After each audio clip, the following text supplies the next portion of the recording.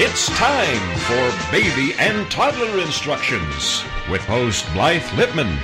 Blythe is a nationally renowned infant and toddler expert who has over 30 years' experience helping moms and dads regain their sanity, teaching them how to survive, and giving them the confidence they need to be the best parents ever. From sleeping to crying to potty training to choosing a preschool and so much more. If you're a parent, Baby and Toddler Instructions is the show you've been looking for. Now here's your host, Blythe Lipman. Well, good morning, afternoon, evening, wherever in the world you might be. Welcome to Baby and Toddler Instructions. Thanks so much for tuning in today. I am so excited to be back. I had that darn influenza B for an entire month. I don't know. I don't get flu shots. I'm kind of thinking twice for next year, but I heard that the flu shot did not even do anything for this influenza B. But let me tell you, it was really a nasty, nasty thing, so I am really happy to be back, and I have a great lineup for April and May, and I keep saying March. I must be behind in my head for some reason. But anyway, today I have two wonderful guests, Connie Gruning from peanutbutterandwine.com, W-H-I-N-E, and she's going to tell us what's hot and what's not in April. And then the wonderful Nancy Dastrup from Arizona Childproofers. We're going to talk about how to keep your little ones safe. So there are a few recalls before I welcome Connie.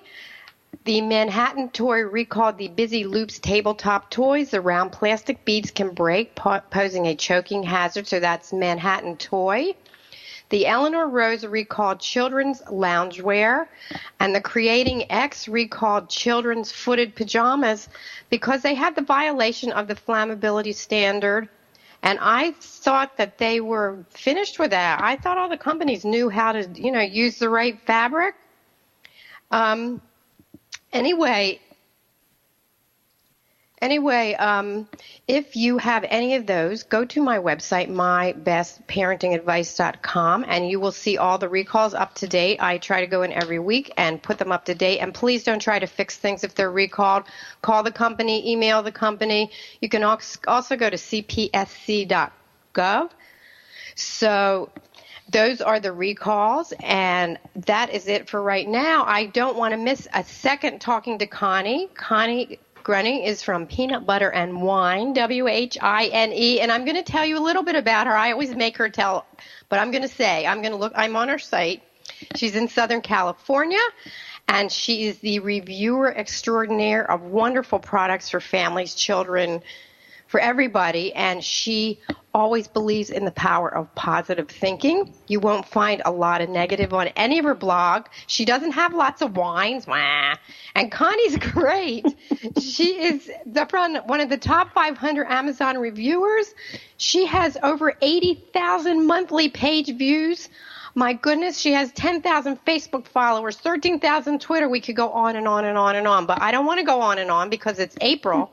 And Connie, I want you to tell everybody about these really awesome things that you have on your site. There's dresses, and oh my gosh, this book looks so cute. Anyway, welcome to the show. I'm so excited you're here. Thank you. What do we have? Good morning. Okay, the first thing is what Alice calls her princess dress.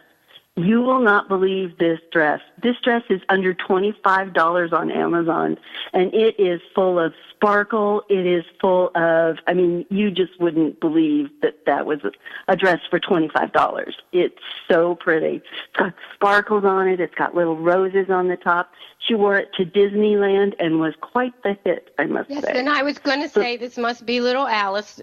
If you're listening, go to peanutbutterandwine, WHINE.com, and you have to see this picture. It's so cute. But if you're driving, please don't do it now. Yeah, don't do it now. So I have lots of great giveaways this month. I'm so excited. I finally have my giveaways all filled up here. Yay. I've got one thing called the Scridget, and this is it's called a Scridget scraper. And what it is, it's the shape of a pen, but both ends have little that are like a fingernail, and they scrape off water spots, but they do it so easily, and you're going to save your fingernails. I don't know about you, but if I get on the phone, I'm sitting there with the grout, and I'm, working on it, or I'm working on price tags, I'm always using my fingernails to take those things off. these Frigets are the coolest thing. I got hard water spots off of around my sink. I got I have this mystery black something on my shower. It took it off with no problem. And I have a question. This little thing, I work in an infant room, and we have tape on our cribs with the babies' names, and when they graduate, we have to put another tape on. Do you think this would do it? We can't get the tape off. Absolutely. Positively will do it. Okay. It took nail polish off of the back of my cell phone without damaging the case on my phone. So I was really impressed because I didn't want to use acetone on it because I didn't want to ruin the finish on my phone. But this scraped that nail polish right off, didn't leave a dent, didn't leave a ding, nothing. This is great. And I get to give away 7 of them and a $20 gift card. So wow, you can give away 8. You know my number. You can give away 8. There you go. And I have another giveaway for Disneyland, a Disney card. It's a $500 gift card, and it's good for anything you want. It can be at Disneyland, Disney World, Disney Store, Disney Online. $500. I mean, you could go nuts there. And in time for spring, I have a redwood planter box. There's a couple of them there's a first, second prize. Those are really nice. I could see flowers in my window. That would be so pretty. But I have to give it away instead of keeping it. Also, I have $150 to TJ Maxx and $150 to Sephora. So think of all those really cool, and even Kohl's. I forgot about the Kohl's.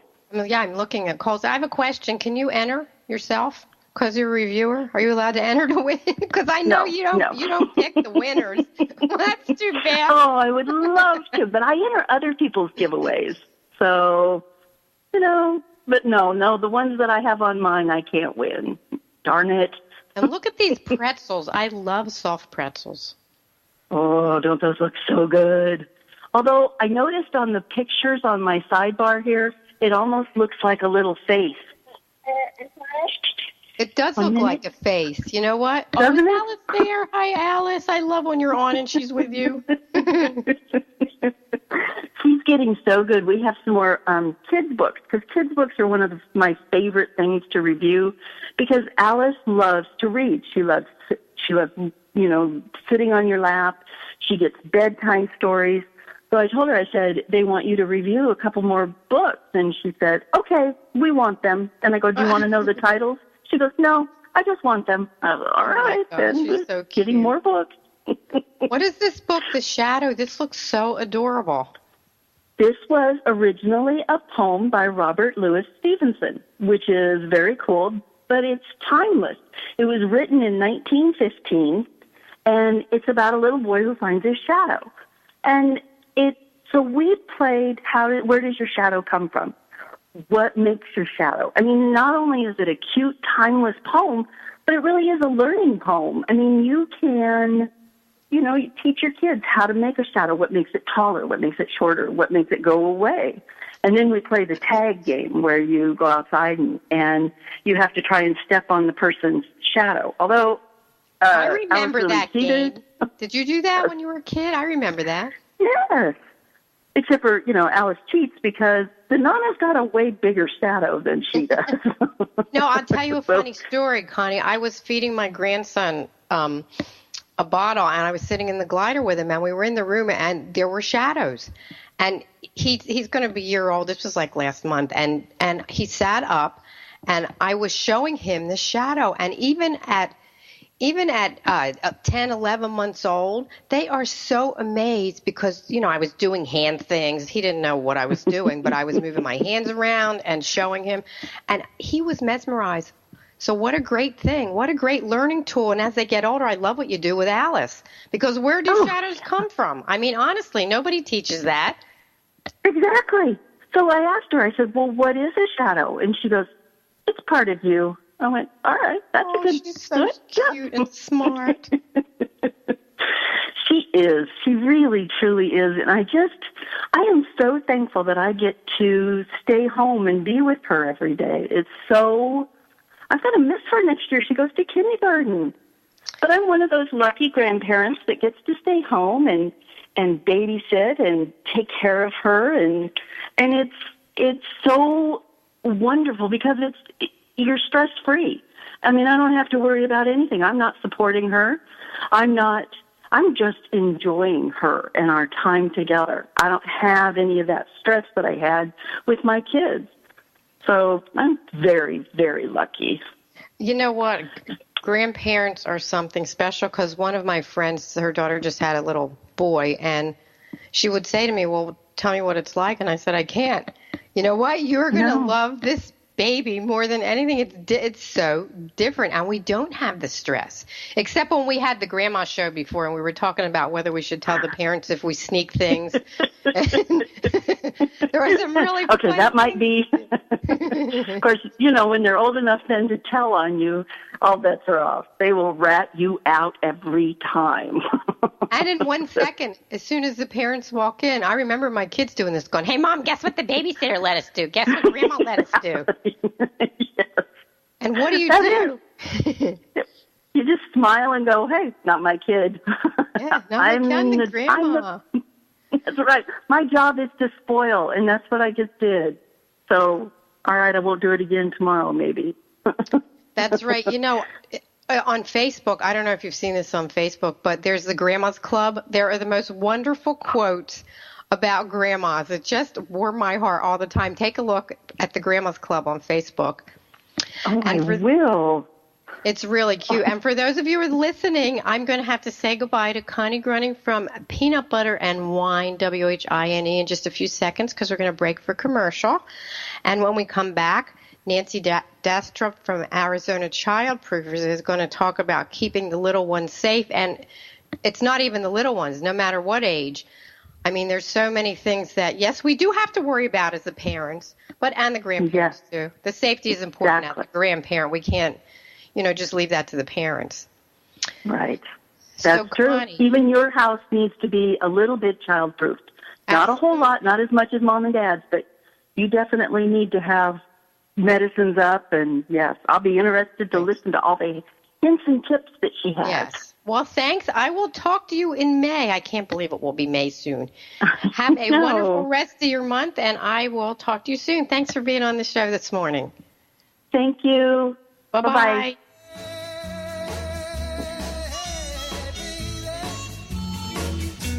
We'll be right back with more Help My Baby Came Without Instructions. It's Baby and Toddler Instructions with Blythe Lipman on TogiNet. We'll be right back right after these.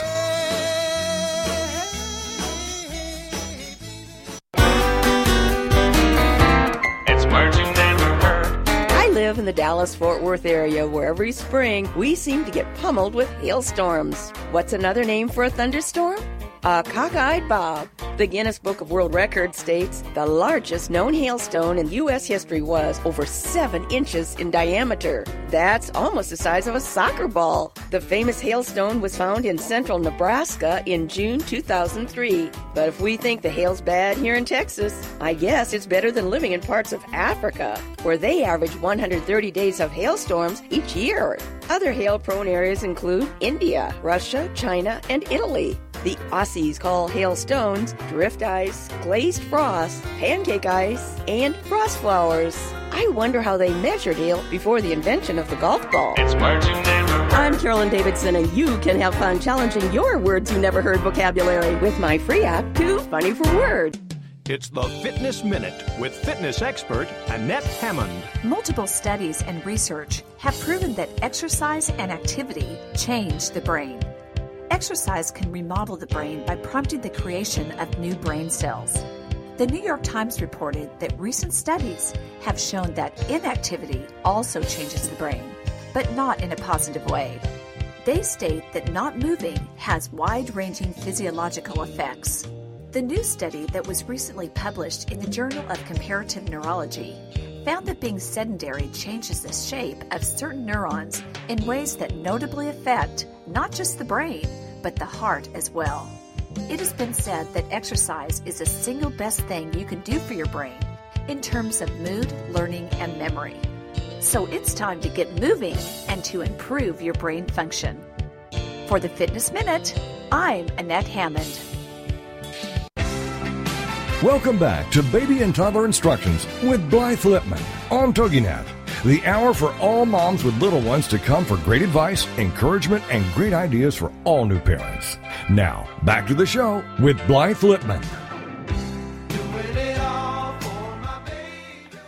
Well, welcome back to Baby and Toddler Instructions. If you are listening live today, you can call us at 877-864-4869. It is April 6th. If you're listening to a podcast and you have a question for me or any of my guests, you can always go to mybestparentingadvice.com, and it says contact, and send me an email. So again, it's 877-864-4869, and I love callers. So on that note, my second guest is just wonderful. I love Nancy Dastrup from Arizona Childproofers. Let me tell you a little bit about her. She is the mother of 5 and grandmother of 10 by the end of April, pretty much ranging each year from newborn on up. 8 of the 10 are boys. Wow, well, not a lot of weddings. All but one of the grandchildren are local. Oh, you're so lucky. And 3 have just moved in with her and her home child. In with her and her husband. She's living it along with the parents out there, keeping her home safe for the constant flow of grandchildren. I can't wait to hear. Besides Nancy's family, her passion is helping families create a safer environment in their homes, around their pools, in their cars. You know, one of her favorite things to do is education component of her business. She's been in the Childproofers for over 6 years with her son Dustin, who has been childproofing for over 11 years and has done lots of work for our school and is the only certified professional childproofer in Arizona. And if you want to take a look, it's ArizonaChildproofers.com. And Nancy, welcome to the show. I am so excited to talk to you because, you know, childproofing, I've heard parents say a lot of times, and I am sure you have too, they'll go, oh, they're not going to touch that. Oh, you know what? They can't reach that where we plug in the lamp. And it's like, yes, they can. Get on the floor and crawl around, and you'll see. You'll be so surprised. Yeah, it was really funny. Somebody sent me a picture of a room they want us to put a gate in, and I just had to laugh because I thought, well, there's 2 big openings right under or right above the couch where the child is going to climb up and go into the other room. So, you know, it's really interesting what parents see and don't see. And there's some things that all children do, and there's some things that you don't have a clue until they do it, if your child's going to be the one that does it. So we try to bring up everything to everyone, give them best practices of what is in the childproofing world to do to keep your environment safe, that you can do just what you want to do, and that is parent, and not have to worry about all the little things that are around until the child gets old enough and has the same kind of paradigm that we have. Right now, they just need to explore, they need to have fun, and you need to enjoy that as a parent. And when we come in and childproof and give you all these little tips, we give a lot of tips when we come in, and in addition to what to actually childproof. And then you can enjoy that as a parent, enjoy this time that's so short with your child, and know that your environment is safe. And that's what I love. Well, that, you know what, and you're so good at it, you know exactly what to tell the parents. But I have a question, since you have all these wonderful grandchildren, and, you know, you have to childproof your house as well. Mm-hmm. Is there one area that you think is more important than another area in the home? I know everything's important. Right. Well, the hub of a home is generally the kitchen and family room area. So if you can create a safe environment in there, when there's family gatherings at a let's say at a grandparent's home or at a sibling's home, or when you have friends over, it's almost always around the kitchen and family room areas. So those areas need to be really looked at thoroughly. When it comes to the bedrooms and the guest rooms and things like that, sometimes kids just don't go in those rooms. So we kind of, when I do an assessment, I'll ask, well, what about this room? When you have guests over, who is it that comes over? Are they people that you're going to want the child to come in? You know, is it grandma and grandpa? They're going to want the child to come in with them. And as your child gets older and older, and I try to get parents to realize that their babies are going to grow. Right now they go, well, they never go in there. Well, not now, but will they later? Well, when they're 3, is it something that you're going to allow your child to go into? If that's the case, then let's anchor that furniture.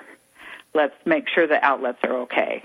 Let's put a top door lock on. We don't have to tie everything down. We don't have to make sure it's really super, but let's get some of the basic things done. So, we try to tailor make it to the lifestyle. But that kitchen area, that family room, the areas that you kind of congregate in all the time are really important, and the nursery.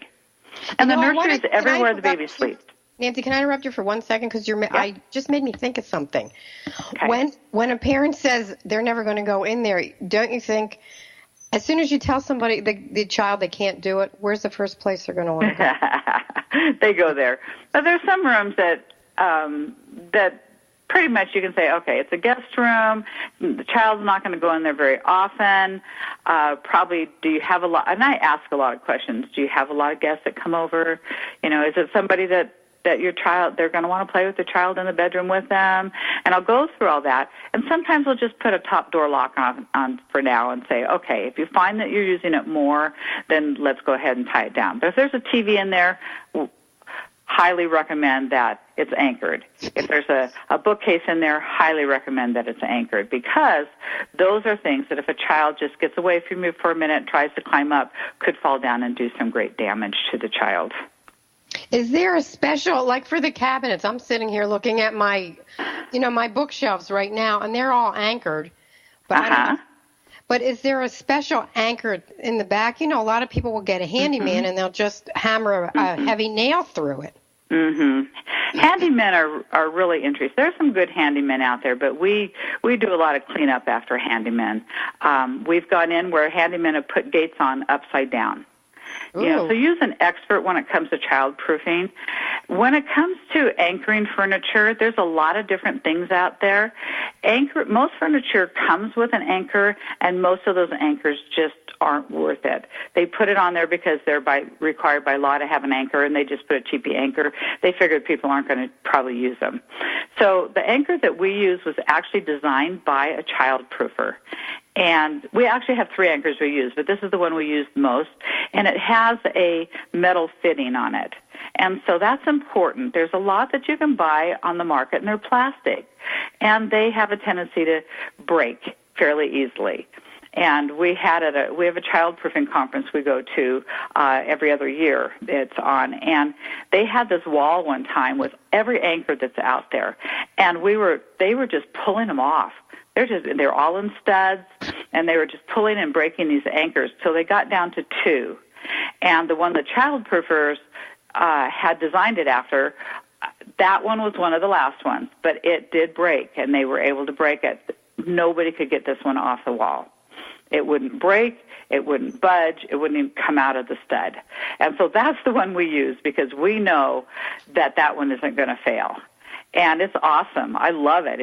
It's designed to go on flat screen TVs too. And I've been married for 43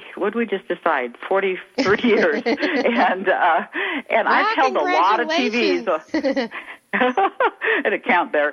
I've held a lot of TVs while my husband's worked on the back, and they were heavy. And he had me work on he was going to do something on the back of our TV. So come here and hold this. And it's anchored, and we loosen the anchor, and that's what's nice. It's adjustable. So if you need to get something behind, you can move the furniture out without totally unanchoring it, and then clean out or get that thing that fell behind, and then cinch it back up. It's awesome.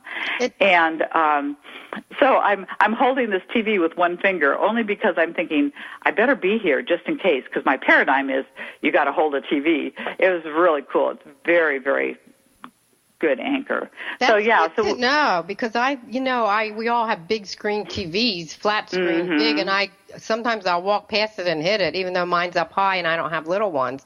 I think, is this going to fall off the wall? Well, if they're mounted on the wall, then they're okay.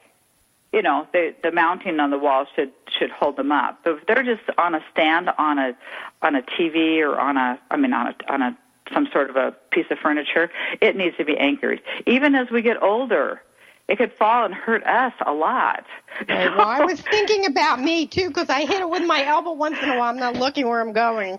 Yes, yes. Plumsies are going to fall. We're going to break for commercial in just a little bit, so I don't want to get into anything that's long, but let me ask you another question. I'm sitting in my office, and I'm looking around at all these things. What about if you have drawers, file drawers, and they're on wheels? Can you get wheel locks?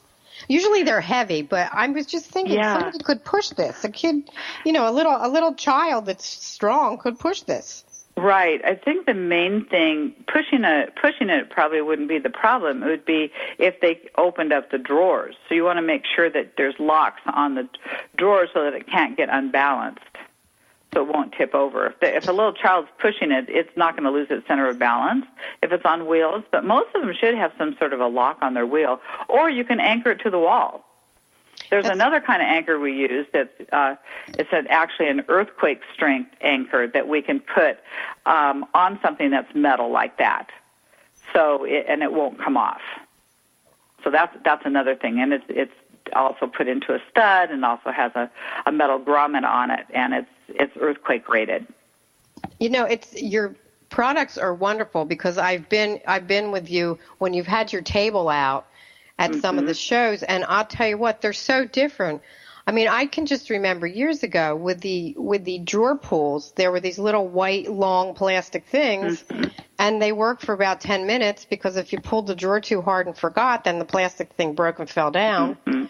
And in my baby room, I love what you did. I run an infant room if you're a first-time listener, and we have drawers in our baby room. And I'll tell you what, your son put these wonderful magnetic childproofing devices on, and they are so easy to use because I know in the past we've had some that weren't so easy. And I am just, we're changing diapers or pulling the drawers to get spoons and plates out or whatever we need.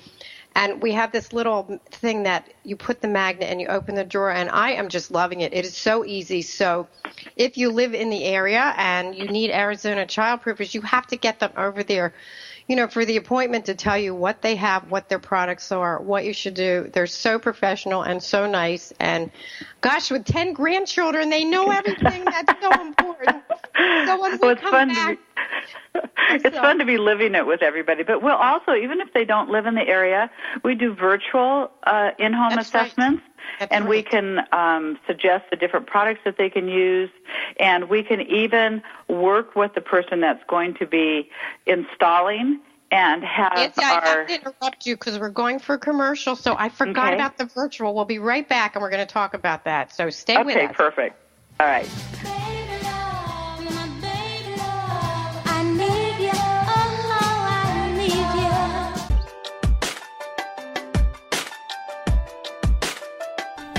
Do you ever wonder if you're the only woman who runs errands in her yoga pants so it will look like she went to the gym? Or how about the only mom who feeds her kids raw cookie dough? Or are you the only one who cooks her family cold cereal for dinner? Do you need more laughter and less loudness? More self-love and less self-loathing? More joy and less judgment? You're not alone. Come to the living room, a place where we get comfy, candid, and confident together. Come seeking sanctuary and leave feeling renewed. We're saving a seat for you. Give yourself some living room today.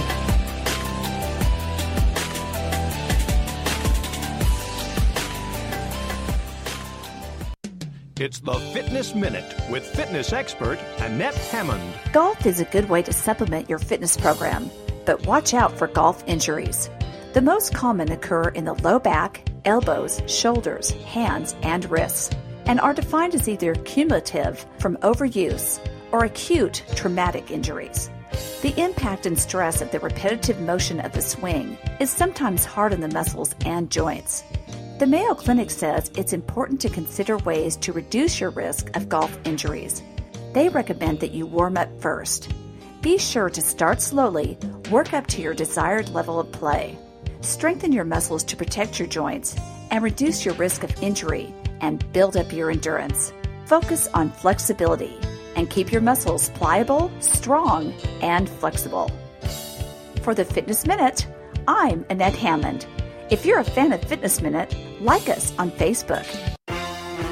Welcome back to Baby and Toddler Instructions with Blythe Lipman on TogiNet, the hour for all moms with little ones to come for great advice, encouragement, and great ideas for all new parents. Now, back to the show with Blythe Lipman.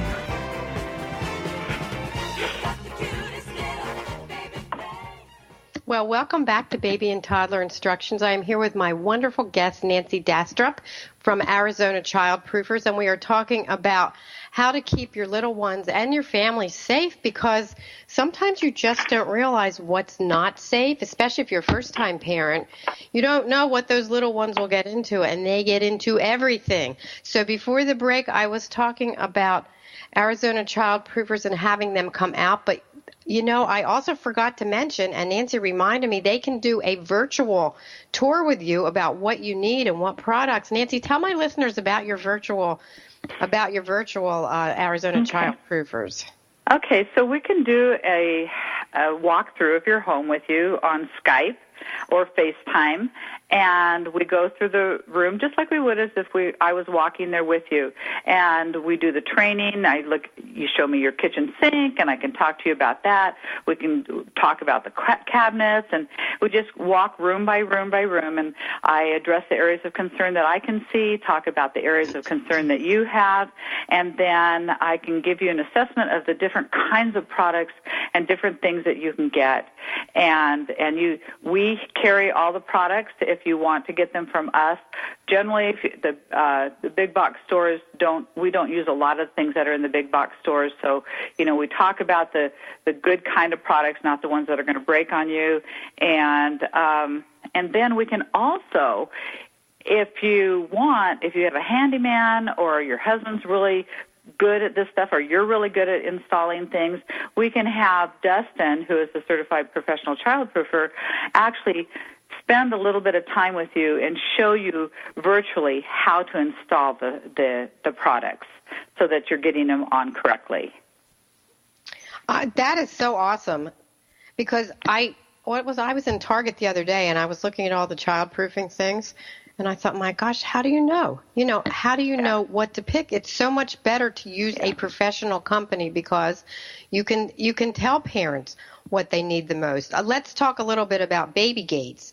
So many people buy the pressure gates, and they're not so safe. No, well, depends on the pressure gate that you get. You don't want a pressure gate that you push down a bar and it pressures against the wall.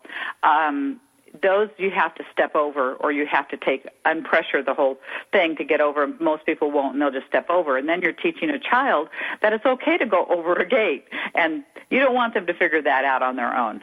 I mean, you want them to figure that on their own, not through example. And exactly. So the pressure gates that you would want to use would be one that you have to, it's almost like a permanent gate, but it's pressured against the wall, and then there's a door that you walk through. And it's really interesting when I walk through the baby stores and I see all these gates. Most of them I just cringe at thinking, how can these be on the market? Some of them are so unsafe or they're so unstable.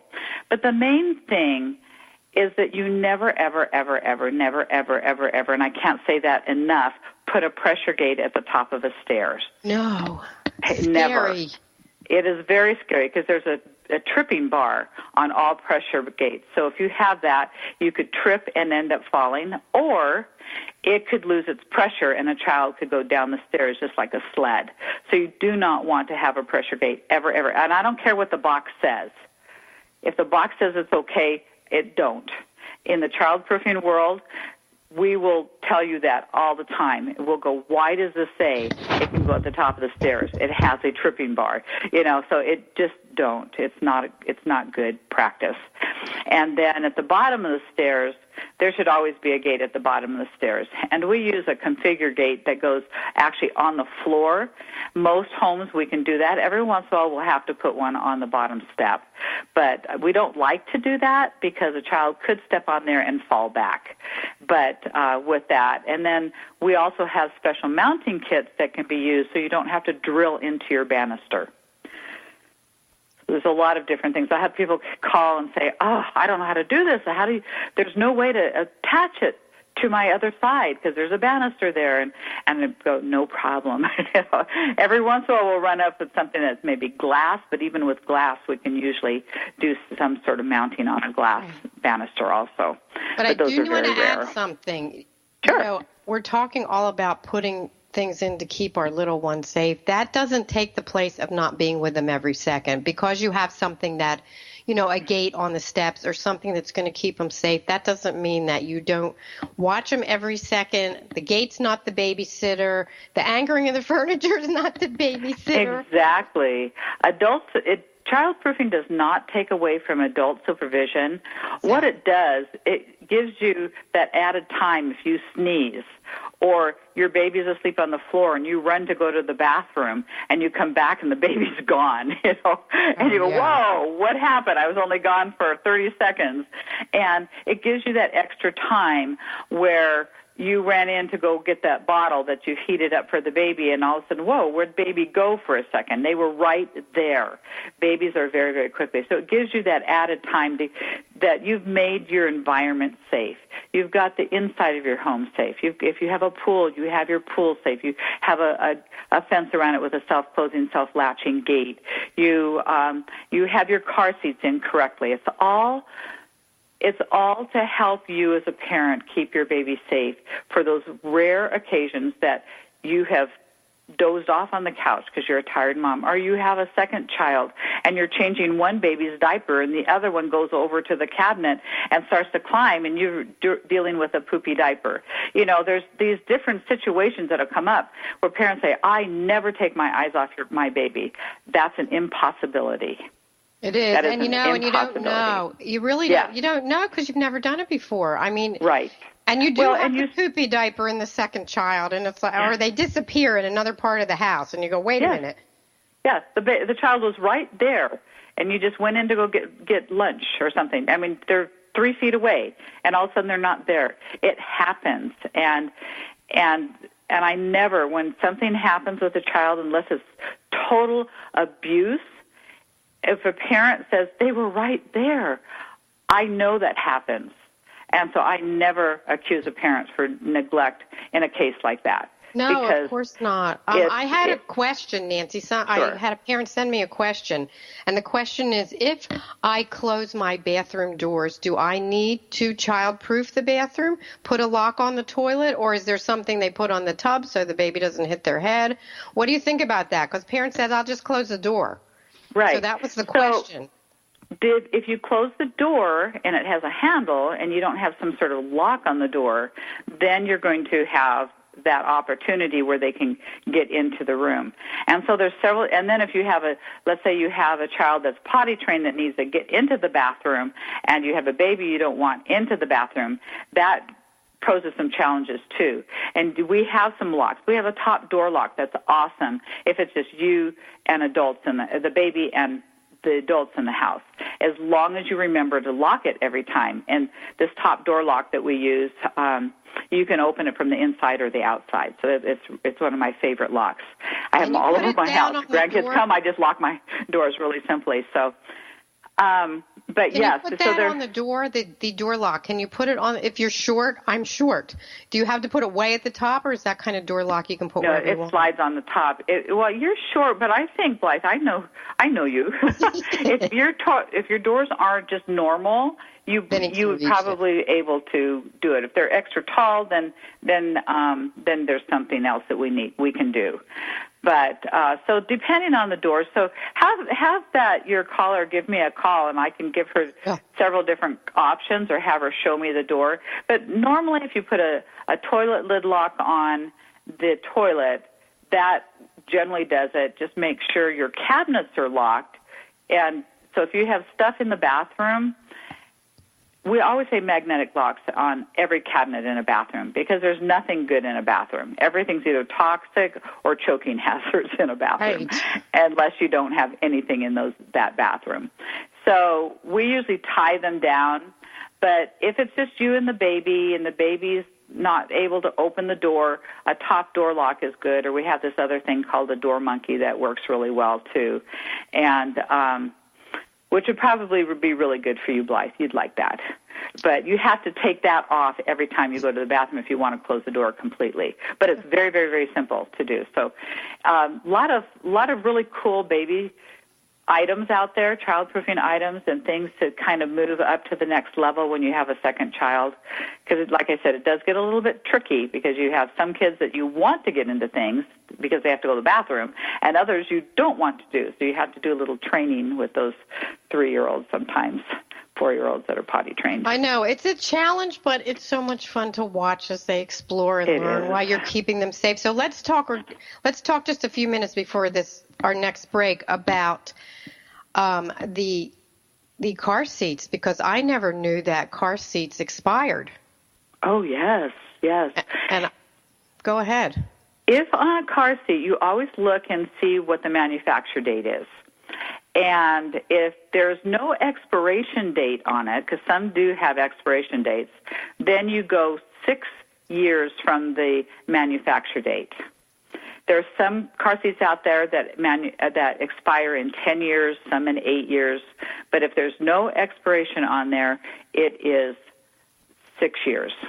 And this is because you do not know if there's any stress fractures, if the weather and elements have done any damage to it, and you want your baby to be accident ready. And they are saying that, after this much time, we cannot guarantee that this is going to be accident ready. You need to get another seat. But some of the companies, like I think Britex has gone out, I think theirs are 10-year now, or at least some of their models. And so they've done some testing, weather testing. We drop our seats. We take them out of the car sometimes and plop them down. All this puts stress on the seats. And so we want to make sure that they're in there. So another thing with the car seat, just make sure that you've got your belt in the correct belt path. I cannot tell you how many times the belts are in the wrong belt path, and only use the seat belt or only use the latch.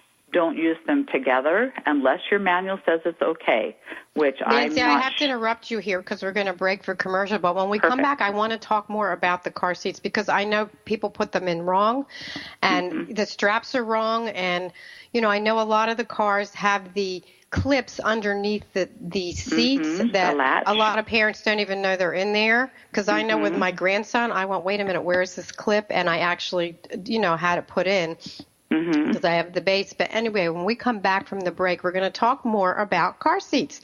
So stay with us. We'll be right back. Okay.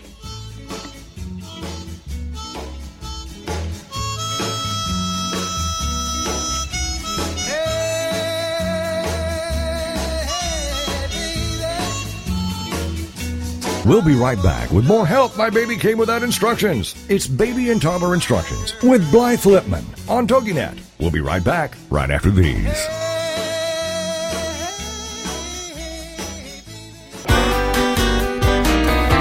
It's words you never heard.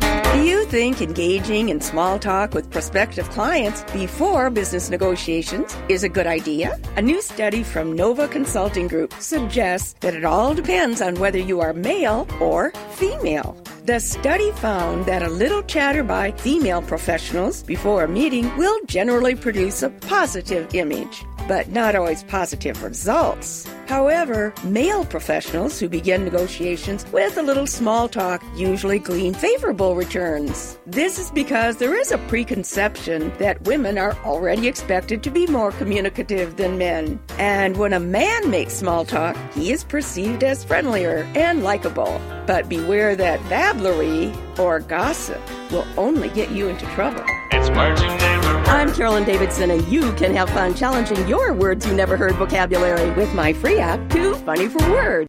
It's the Fitness Minute with fitness expert Annette Hammond. Can regular exercise fend off the common cold? The British Journal of Sports Medicine published a report that found that the frequency of colds among people who exercised 5 or more days a week was up to 46% less than those who exercised only 1 day or less each week.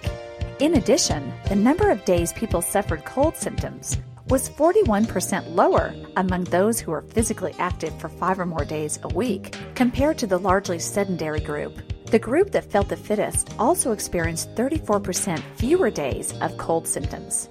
Exercise activates the immune system at a higher rate than normal and causes immune cells to attack viruses. So keep your exercise up and the common cold and other sicknesses away. I'm Annette Hammond. To hear other fitness and weight loss tips, visit our website at AnnetteHammond.com. Welcome back to Baby and Toddler Instructions with Blythe Lipman on TogiNet, the hour for all moms with little ones to come for great advice, encouragement, and great ideas for all new parents. Now, back to the show with Blythe Lipman. Well, welcome back to Baby and Toddler Instructions. I am here with my wonderful guest, Nancy Dastrup from Arizona Childproofers. And what a great show, because everybody needs to know these tips. If you're a new parent, an expectant, a toddler, any parent, or you're even a grandparent. And we're talking all about keeping our children safe.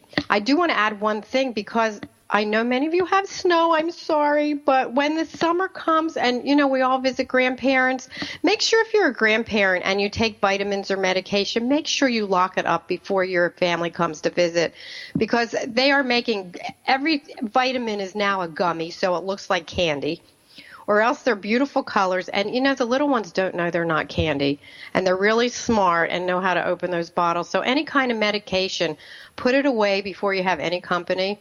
That's my childproofing tip. So, Nancy, tell my listeners, before we talk a little more about car seats, tell my listeners where they can get in touch with you. Okay. You can call us at 480-634-7366, or you can go to our website, which is www.azchildproofers.com. And proofers is plural. So azchildproofers.com. Or you can do info@azchildproofers.com also, and just email me too. And if you forget, go to mybestparentingadvice.com, go to radio and podcast 2016, and I have all my guest information there always. Or you can just send me an email if you have a childproofing question and you can't find Nancy and Arizona Childproofers. I will give you all the information as well. Also, I want to ask you, since you have 10 grandchildren, do you have a favorite parenting or grandparenting tip? Well, I think I do for you.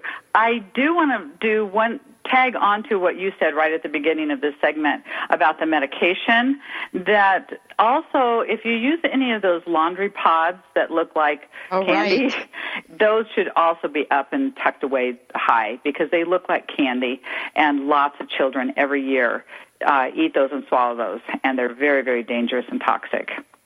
What they are. I thought they were taking them off the market. Maybe they should.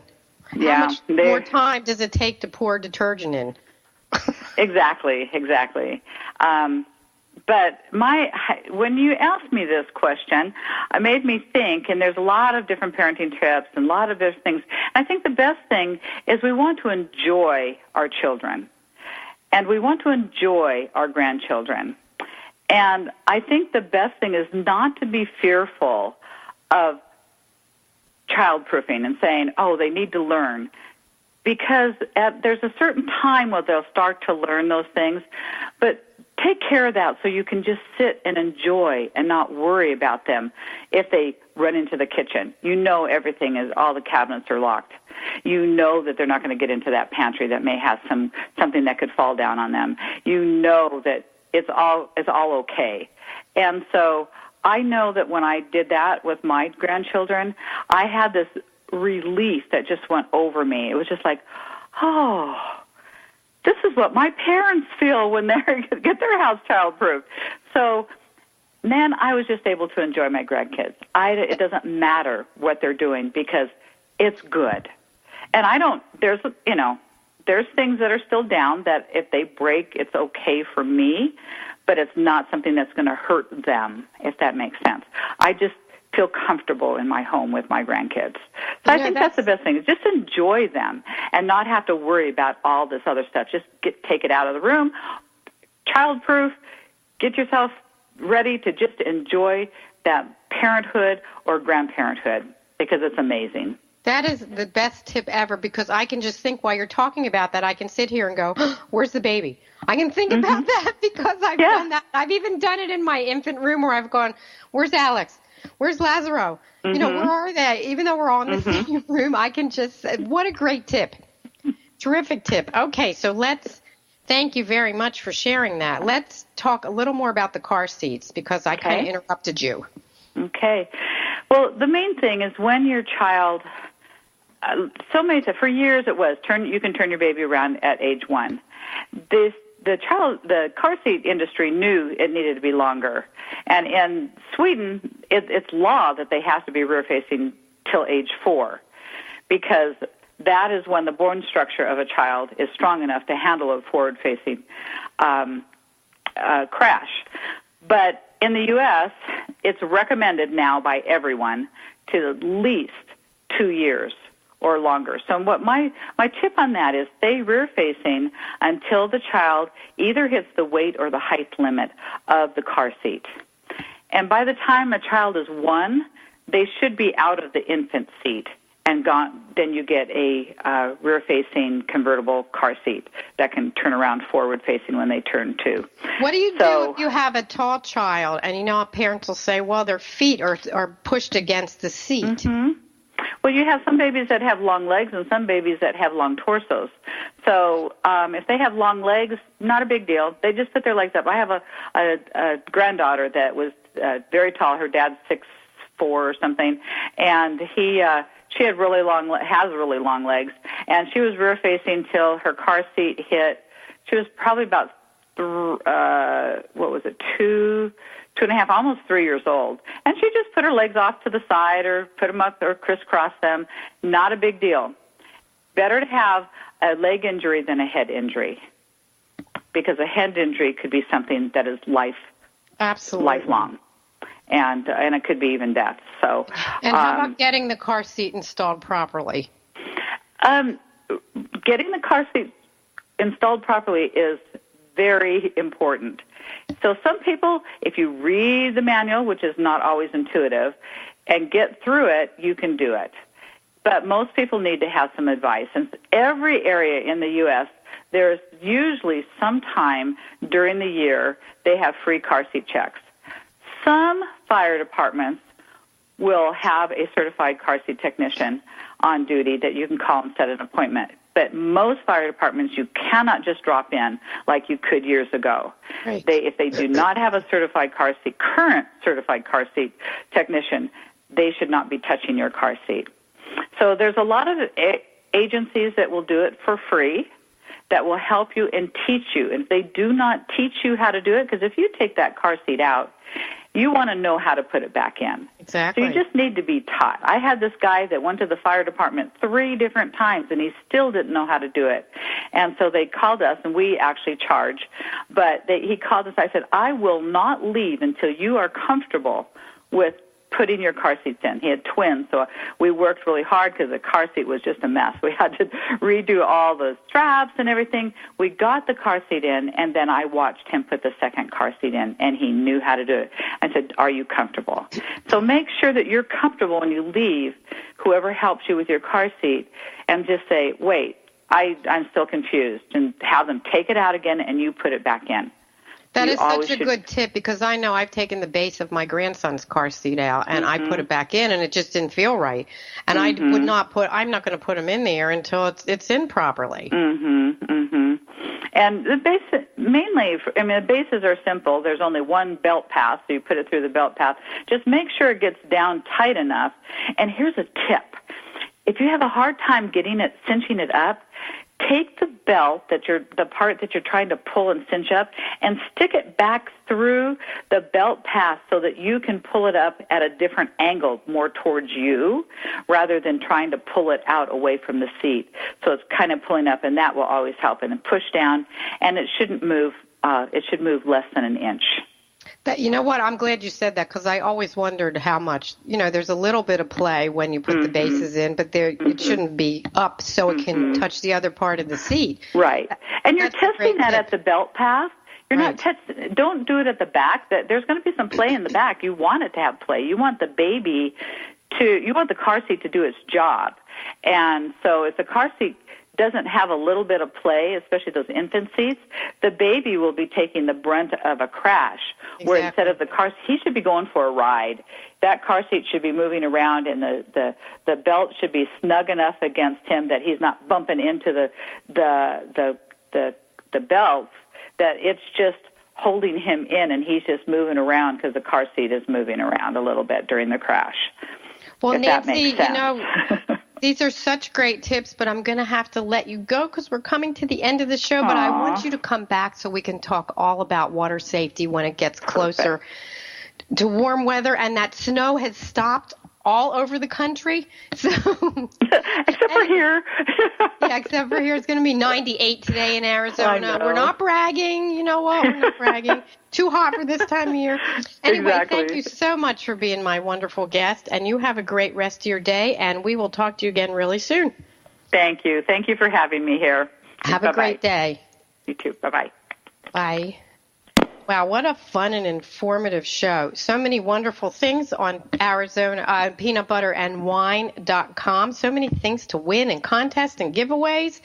I have to say I have a wonderful lineup for the rest of April and May. I have authors. Next week I have Sari Pawazak. We're going to talk all about screen time with babies. What kind of toys do we have out that don't need batteries? You know, I have so many great guests planned. I love doing my show. I love my guests, as you all know. And if you ever want to be a guest, go to mybestparentingadvice.com and contact me. Also, spring has sprung for some of us. Lots of babies are born in the spring. And remember, I have 3 books, and they make great gifts, great shower gifts. Help My Baby Came Without Instructions, More Help My Baby Came Without Instructions, and Help My Toddler Came Without Instructions, which you can get on Amazon, Barnes & Noble. If you go to audible.com/parents, I'll get some credit, and you can listen to the books. So, on that note, I would like to leave you today with a little parenting humor. A mom says, I'm currently helping my son search for his chocolate that I ate last night. Uh-oh. I used to do cool things, but now I'm arguing with a smaller version of myself about how to use the potty? Really? Parenting is a delicate balance of convincing your child they can do anything while simultaneously screaming, "Don't do that," every 3 minutes. Wow, being a parent can be real challenging. But as Nancy Dastrup, my guest from Arizona Childproofers, says, enjoy every minute. You know, they grow up so quickly, and you really do have to enjoy every minute. It's so amazing to watch them reach their milestones. So thanks for tuning in. Have a great rest of the week, and I will see you next time. Bye-bye.